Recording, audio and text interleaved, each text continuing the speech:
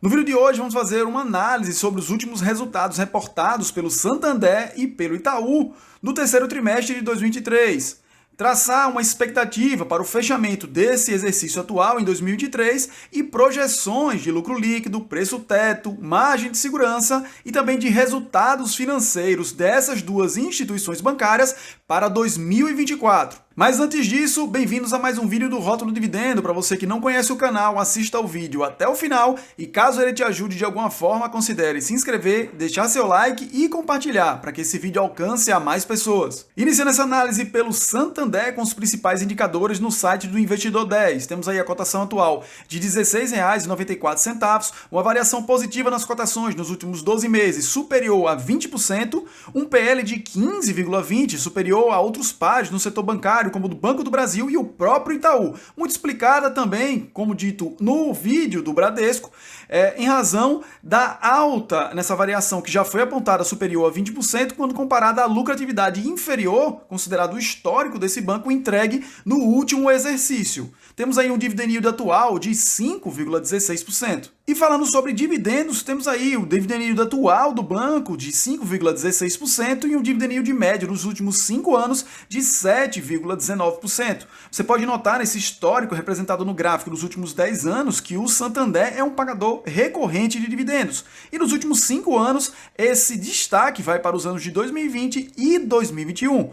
Mas você pode notar também que em 2022 e até no exercício atual de 2023, esse pagamento de dividendos não ficou muito abaixo de lucros líquidos maiores do que os reportados no exercício atual. E isso se deve ao seguinte fator. Note nesse outro gráfico que traz o lucro líquido, o payout e o dividend yield, que em 2021 foi reportado um lucro líquido de 15 bilhões de reais e um payout um pouco superior a 20%.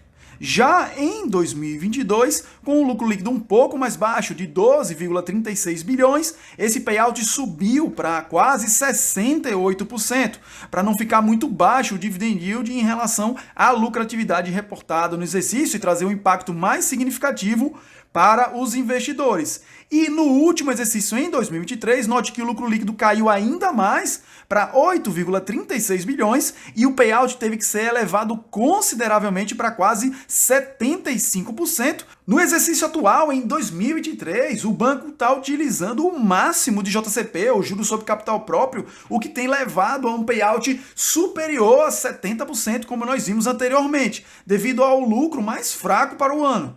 Já para 2024, a companhia espera um cenário mais normalizado, retornando ao seu payout tradicional, com a distribuição em torno de 50% a 55% do lucro líquido do exercício. Agora partimos para a análise dos últimos resultados reportados pelo Santander no terceiro trimestre de 2023 e as expectativas para o fechamento desse exercício e projeções para 2024. Com a inadimplência sob controle, o mercado aposta na priorização da busca por receitas. O Santander começa a sinalizar um maior apetite para a retomada de linhas de crédito de maior risco, especialmente no segmento de cartão de crédito, que foi crucial no relacionamento com clientes pessoa física. No entanto, é bom dizer que o comprometimento da renda e o endividamento ainda estão altos, assim, o crescimento será gradual. O foco deve ser nas pequenas e médias empresas, em particular nas médias empresas. O Santander tem a intenção de dobrar o portfólio desse segmento a médio prazo. Além disso, o banco planeja continuar expandindo suas carteiras nos setores de agronegócio, consignado, imobiliário e pessoa física de alta renda. Para 2024, o próprio banco prevê ampliar sua carteira em um ritmo um pouco mais acelerado do que em 2023, com a projeção de crescimento entre 5% e 10% no ano. Para 2024, a previsão é de que a PDD, ou Provisão para Crédito Duvidoso, fique nominalmente igual a 2023, sem um crescimento quando comparado ano a ano. Com as provisões para crédito sob controle, o banco retomaria o crescimento em linhas de crédito mais arriscadas, embora com cautela. A expectativa é que a carteira de crédito cresça entre 5% a 10%, como dito, em 2024, um aumento de 2% em relação a 2023. As receitas com juros devem crescer, impulsionando um aumento do lucro operacional. No entanto, espera-se que a margem financeira com clientes cresça menos do que o aumento do crédito, devido a uma abordagem mais conservadora, com spreads menores e um menor risco.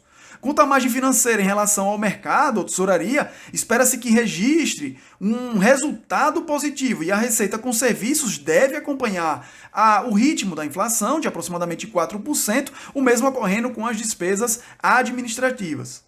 Em relação à inadimplência acima de 90 dias e de 15 a 90 dias, temos aí uma inadimplência total acima de 90 dias de 3% no último trimestre reportado, com uma redução de 0,3% quando comparada ao trimestre anterior. Já em relação à pessoa física, essa redução ainda é maior, com 4,2% no terceiro trimestre, uma redução de 0,6% em relação ao trimestre anterior. Na inadimplência de 15 a 90 dias, total, temos aí 4% no último resultado reportado, uma redução de 0,2% quando comparada ao trimestre anterior. Já em relação à pessoa física, 5,6% no terceiro trimestre, com redução de 0,3% quando comparada ao trimestre anterior. Agora falando sobre eficiência, o banco vem trabalhando para entregar um melhor índice, que atingiu 42,2% no terceiro trimestre de 2023, uma redução de 4,8% na comparação anual, devido a uma menor geração de receita e maiores despesas fruto da expansão dos negócios e do dissídio em 2023. Mas o Santander almeja aprimorar a sua eficiência e um dos fatores que pode contribuir para o índice de eficiência mais favorável no futuro é a geração de receita mais robusta, aliada a despesas mais contidas, redução do número de agências e aumento da estrutura de funcionários em empresas coligadas não bancárias. O Santander ampliou significativamente a sua estrutura não bancária com uma menor carga de custos, no entanto, não houve diminuição em relação ao número de funcionários, que inclusive aumentou 9% na comparação anual no terceiro trimestre de 2023, impulsionado principalmente pelo aumento de pessoas em outros segmentos da companhia. Em relação às agências, mais de 20% da base de agências já foi fechada desde o início da pandemia e esse número tende a aumentar. A frequência de visitas às agências reduziu consideravelmente, passando de 15 milhões por mês para em torno de 10 milhões por mês em 2023. O banco tem a intenção de evitar fechamentos apressados que possam impactar no NPS, ou Índice de Satisfação dos Clientes. E os efeitos disso, em razão desse cuidado no fechamento das agências, deve se tornar mais visível no próximo ano. A perspectiva para 2024 é de melhoria gradual. Estima-se que o lucro líquido cresça, aumentando de 10,8 bilhões, o que representaria um ROI de 12,7% em 2023, para 13,5 bilhões, um ROI superior a 15% em 2024.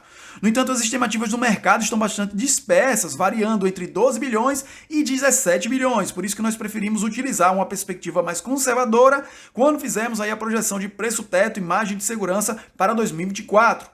O banco espera retomar a rentabilidade, ou ROI, aos poucos, chegando a patamares mais próximos do passado, variando entre 17% e 19% de ROI no longo prazo. Nós vimos aí que pares como o Banco do Brasil e Itaú continuam entregando ROI superiores a 20%.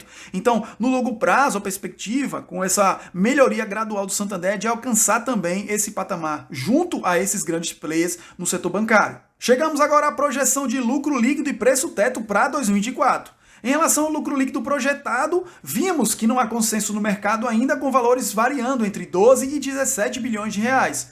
Considerando todas as estimativas feitas por vários bancos de investimento e casas de análise dos resultados do banco e também as estimativas e perspectivas divulgadas pelo próprio banco, nós chegamos a um patamar mais conservador de projeção de 13,5 bilhões. Isso evita que nós sejamos surpreendidos negativamente. Em relação ao payout projetado, como indicado pelo próprio banco, há uma expectativa de retorno ao patamar historicamente praticado pela instituição financeira em relação à política de remuneração aos investidores. Então traçamos um patamar de 55% de payout. Já a cotação atual temos aí R$ 16,94. Então se você espera ou deseja um dividend yield na casa dos 6%, o preço teto é de R$ 16,50, 7% com R$ 14, 8% com R$ 12,50, 9% com R$ 11 e 10% com R$ 10. Em outra análise, nós temos o preço teto e também a margem de segurança, considerando a cotação atual de R$ 16,94. Note que se você espera um dividend yield de 6%, essa margem já foi ultrapassada em 2,60%. Já se você espera dividend yield de 7% a 10%, a margem também foi ultrapassada, com valores variando entre 17,36% até quase 41%, com dividend yield de 10%. Passamos agora à análise do Banco Itaú através das suas ações preferenciais e TUB4. Temos aí a cotação atual de R$ 33,51, uma variação positiva nas cotações nos últimos 12 meses de quase 42%. Um PL de 10,32, que fica acima apenas em relação aos 4 maiores bancos do setor bancário do Banco do Brasil, ficando abaixo do Bradesco e do Santander, como visto anteriormente, e um dividend yield atual pouco inferior a 3%. Em relação a dividendos, veja que o Itaú também é um pagador recorrente de proventos, não diferente dos outros bancos já analisados aqui no canal. Dividend yield atual de 2,94% e um dividend yield médio nos últimos 5 anos de 4,83%. Note que em 2019 houve uma elevação aí muito diferente, destoando dos outros anos, não recorrente no pagamento de proventos aos acionistas, mas que de 2020 até o exercício atual, houve aí de forma linear pagamentos muito semelhantes à média dos últimos 5 anos. Quanto aos resultados reportados pelo Itaú no terceiro trimestre de 2023, houve a apresentação de um lucro líquido recorrente de 9,04 bilhões de reais, o que representa um crescimento de 3,4% na comparação trimestral e de 11,9% na comparação anual. E vale dizer que isso está em linha com as expectativas do mercado. A rentabilidade ou ROI permaneceu consistente em níveis elevados, atingindo 21,1%, um aumento de 0,1 ponto percentual em relação ao trimestre anterior e também ao ano anterior, superando consideravelmente o desempenho de seus pares no setor privado, como o Bradesco e o próprio Santander. A margem financeira alcançou 26,3 bilhões no terceiro trimestre, crescimento de 1,1% na comparação trimestral e de 9,9% na comparação anual. Então, se por um lado o crescimento continua sendo bem acima do da carteira, a margem desacelerou um pouco em relação ao trimestre passado. A margem com clientes ficou em 25,6 bilhões, o que representa um aumento de 2,5% na comparação trimestral e de 9,3% na comparação anual, beneficiada em boa parte pelo volume médio de crédito, uma maior margem de passivos, uma maior quantidade de dias corridos e um maior resultado com operações estruturadas no atacado. Já a margem com o mercado, tesouraria, ficou em 715 milhões, com a retração de 33,1% na comparação trimestral, impactada negativamente por menores ganhos na mesa de trade no Brasil e pela desconsolidação ou venda do Banco Itaú Argentina. Na comparação anual, a margem com o mercado expandiu 38,6%. Em relação à receita de prestação de serviços e seguros, essa ficou em 12,9 bilhões, um aumento de 3,6% na comparação trimestral e de 5,2% na comparação anual, impactado positivamente pelos maiores ganhos com cartões, de 4% no trimestre e de 7% na comparação anual, que envolve emissão, com 4,5% de aumento no trimestre, beneficiado pelo intercâmbio em função do maior faturamento de crédito, e na adquirência, com aumento de 2,8% no trimestre, em razão do maior faturamento de crédito e de débito. A assessoria financeira e a corretagem também contribuíram, assim como os seguros, que continuam em níveis atrativos, com aumento de 5,4% comparação trimestral e de 19% na comparação anual. O custo de crédito ficou em 9,3 bilhões, com a redução de 1,9% em relação à comparação trimestral e um aumento de 15,9% na comparação anual. A primeira queda trimestral desde 2021, com exceção do primeiro trimestre de 2023, devido ao provisionamento de 1,3 bilhões das americanas no quarto trimestre de 2022. A queda foi puxada pela contração de 4,1% na comparação trimestral da despesa de provisão para devedores duvidosos, o PDD. No trimestre, houve venda de carteira sem grande impacto dos indicadores de qualidade. A inadimplência acima de 90 dias, ou NPL 90+, permaneceu estável em relação ao trimestre anterior, mantendo-se em 3%. Isso pode indicar que o Itaú atingiu possivelmente o ponto mais alto do ciclo de crédito. A inadimplência de curto prazo, de 15 a 90 dias, apresentou melhorias em todos os segmentos no trimestre, reforçando a ideia de que o pior cenário pode ter sido superado pelo banco. Nesse trimestre, o terceiro trimestre de 2023, houve um impacto da venda da unidade do Itaú na Argentina, com baixa no balanço de 1,2 bilhões. Assim, o banco revisitou o guidance para 2023, realizando os ajustes necessários para excluir essa unidade da Argentina do seu balanço. As estimativas com a saída do Itaú Argentina indicam um impacto na rentabilidade de 2023 não será tão relevante. O lucro líquido cairá em torno de 500 milhões no meio do guidance de 35,9 bilhões para 35,4 bilhões. Consequentemente, o retorno sobre o patrimônio líquido, ou ROI, diminuiria de 20,7% para 20,4%. Vale dizer que para 2024 é projetada uma aceleração no crescimento da carteira de crédito do banco, algo em torno de 10% na comparação anual, à medida que o apetite ao risco se fortalece em algumas linhas de negócios. Em relação aos custos, há uma tendência positiva do custo de crédito com provisões para devedores duvidosos ou PDD mais controladas. Com base nisso, estima-se um lucro próximo dos 39 bilhões para 2024, representando um aumento de quase 9,8% na comparação anual, o que representaria um ROI aproximado de 20,6%. E chegamos à projeção de lucro líquido e preço teto para 2024 em relação ao Itaú. Lucro líquido projetado para 2024 de 38,5 bilhões, em linha com as projeções e expectativas do mercado. Payout projetado para 2024 mantido, o que foi praticado em 2023, 40%.